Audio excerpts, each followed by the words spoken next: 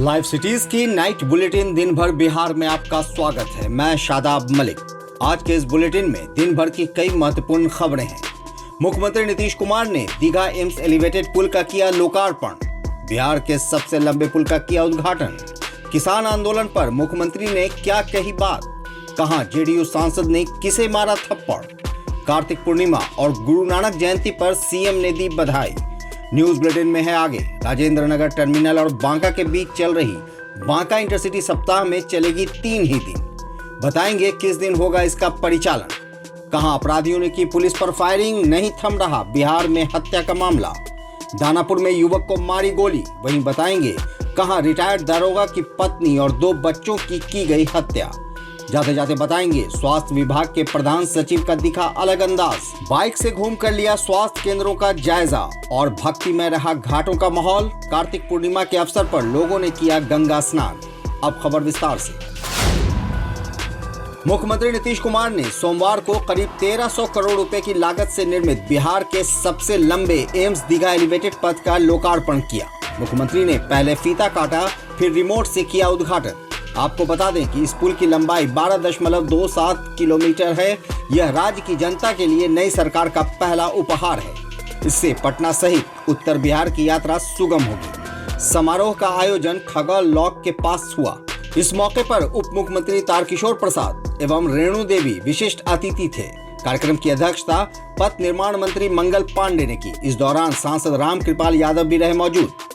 अब उत्तर बिहार के लोगों को दक्षिण बिहार और एम्स पहुंचने में ज्यादा लंबी दूरी तय नहीं करनी होगी। उत्तर बिहार जाने और उत्तर बिहार से नौबतपुर, आरा, बिहटा, एम्स, औरंगाबाद जाने में काफी सहूलियत मिलेगी। मुख्यमंत्री ने कहा कि इस पुल से लोगों को काफी आसानी होगी, ट्रैफिक आसान होगा। साथ ही कहा कि ये मेरा ही आइडिया था एलिवेटेड पथ बनाने का, जिसे केंद्र ने भी स्वीकार किया। वहीं डिप्टी सीएम रेणु देवी ने कहा कि इससे लोगों को एम्स पहुंचने में काफी आसानी होगी। दिल्ली में नए कृषि बिल के खिलाफ हजारों किसान आंदोलन कर रहे हैं। उन्हें रोकने के लिए केंद्र सरकार तरह तरह के हथकंडे अपना रही है। इस मुद्दे पर पूछे गए सवाल के जवाब में मुख्यमंत्री नीतीश कुमार ने कहा कि बिहार में तो किसानों से जुड़ा इस तरह का कानून साल 2006 से ही लागू है। इसके बाद भी यहाँ के किसानों को कोई प्रॉब्लम नहीं हो रही है। उन्होंने कहा कि प्रोक्योरमेंट में यहाँ के किसानों को कोई दिक्कत नहीं है। हमने बिहार में पैक्स के जरिए प्रोक्योरमेंट की प्रक्रिया शुरू की थी, जो आज भी प्रभावी तरीके से काम कर रही है। उन्होंने कहा कि अन्य राज्य के किसानों को नए बिल से कोई दिक्कत अगर है तो उसे बातचीत से दूर किया जा सकता है। बातचीत होना बेहद जरूरी है। मुकेश सहनी की पार्टी वीआईपी के कटिहार जिला के मीडिया प्रभारी मोनू निषाद ने कटिहार से जेडीयू सांसद दुलाल चंद गोस्वामी पर उसे 2 तमाचा सरेआम मारने का आरोप लगाया है। उन्होंने कहा कि उसकी पत्नी का प्रसव होना था, जिसके लिए वो कटिहार सदर अस्पताल में आया था, मगर उससे वहां 5000 रुपए मांगे गए, जिसे नहीं देने पर आनाकानी की गई। इसी बात की शिकायत जब उसने सांसद से कही तो उन्होंने उल्टा उसे ही मारा। मुख्यमंत्री नीतीश कुमार ने गुरु नानक जयंती एवं कार्तिक पूर्णिमा के अवसर पर प्रदेश एवं देशवासियों को बधाई एवं शुभकामनाएं दी हैं। मुख्यमंत्री ने अपने संदेश में कहा है कि गुरु नानक जी की व्यक्तित्व में दार्शनिक, योगी, गृहस्थ, धर्म संस्थापक, समाज सुधारक, कवि, देशभक्त एवं विश्व बंधु के गुण मिलते हैं। उन्होंने शांति, दया एवं मानवता का पवित्र संदेश देने के लिए चारों दिशाओं में बड़े पैमाने पर यात्राएं की थी। गुरु नानक देव जी ने एक ओंकारा का नारा दिया था, यानी ईश्वर एक है। साथ ही मुख्यमंत्री ने कार्तिक पूर्णिमा के शुभ अवसर पर भी बिहार वासियों एवं देशवासियों को अपनी बधाई एवं शुभकामनाएं दी। राजेंद्र नगर टर्मिनल और बांका के बीच चल रही बांका इंटरसिटी स्पेशल के परिचालन में बदलाव किया गया है। 6 दिनों तक चलने वाली यह ट्रेन फिलहाल 1 दिसंबर से अप और डाउन 3 दिन ही चलेगी। ट्रायल के तौर पर इस ट्रेन का परिचालन स्पेशल ट्रेन के रूप में 10 दिसंबर तक रहेगा। बांका से मंगलवार, बुधवार, गुरुवार और राजेंद्र नगर टर्मिनल से सोमवार, मंगलवार और बुधवार को चलेगी ये ट्रेन। जारी नोटिफिकेशन के अनुसार बांका इंटरसिटी स्पेशल के समय और ठहराव में बदलाव नहीं किया गया है। यह ट्रेन पुराने ठहराव और समय पर ही चलेगी। राजधानी पटना में अपराध की वारदातों में लगातार इजाफा हो रहा है। ताजा मामला दानापुर का है, जहां थाना से महज 200 गज की दूरी पर एक युवक को अपराधियों ने गोली मार दी। घायल अवस्था में लोग पहले दानापुर अनुमंडल अस्पताल ले गए, जहां गंभीर अवस्था में देखते हुए डॉक्टरों ने पीएमसीएच रेफर किया। पीएमसीएच ले जाने के दौरान युवक की मौत हो गई। घटना दानापुर थाना इलाके के भट्टा रोड की बताई जा रही है। नवादा जिले में एक रिटायर्ड दारोगा की पत्नी और 2 बच्चों की हत्या कर दी गई है। घटना रजौली थाना इलाके के प्राणचक गांव के विनोबा नगर टोला की है। मृतकों में दरोगा शिवनारायण चौधरी की 45 वर्षीय पत्नी लाछो देवी, 13 वर्षीय बेटा राजीव कुमार और 10 वर्षीय बेटा राजकुमार शामिल हैं। सोमवार की सुबह पड़ोसियों से मिली सूचना पर रजौली पुलिस घटनास्थल पर पहुंची। तीनों के शव विनोबा नगर टोला में सड़क के किनारे एकांत में स्थित उसके घर के भीतर एक पलंग पर पाया गया। तीनों के गले में साड़ी का फंदा लिपटा हुआ है। पुलिस के मुताबिक तीनों की हत्या कर उसे आत्महत्या का स्वरूप देने की कोशिश की गई।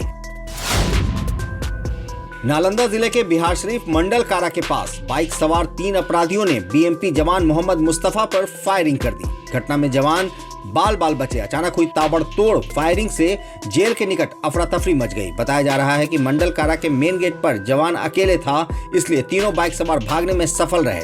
आला अधिकारी मामले की जांच कर रहे हैं।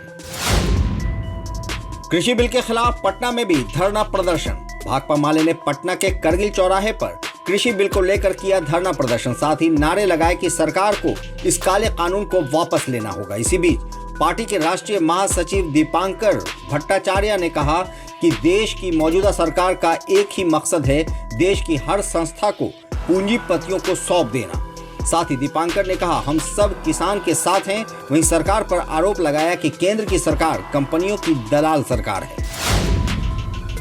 राजद नेता श्याम रजक ने साफ तौर पर कहा कि अगर दिवंगत रामविलास पासवान जी की पत्नी रीना पासवान तैयार होती हैं राज्यसभा के उपचुनाव में, तो महागठबंधन पूरी मुस्तैदी से उनका समर्थन करेगी। वहीं उन्होंने बीजेपी पर आरोप लगाया कि वो किस बिना पर सुशील मोदी को राज्यसभा की उस सीट पर भेजना चाह रही है, जबकि वो एक दलित को मिलना चाहिए था। साथ ही कहा कि ये सरकार राजद सरकार को जंगल राज क्या बोलेगी।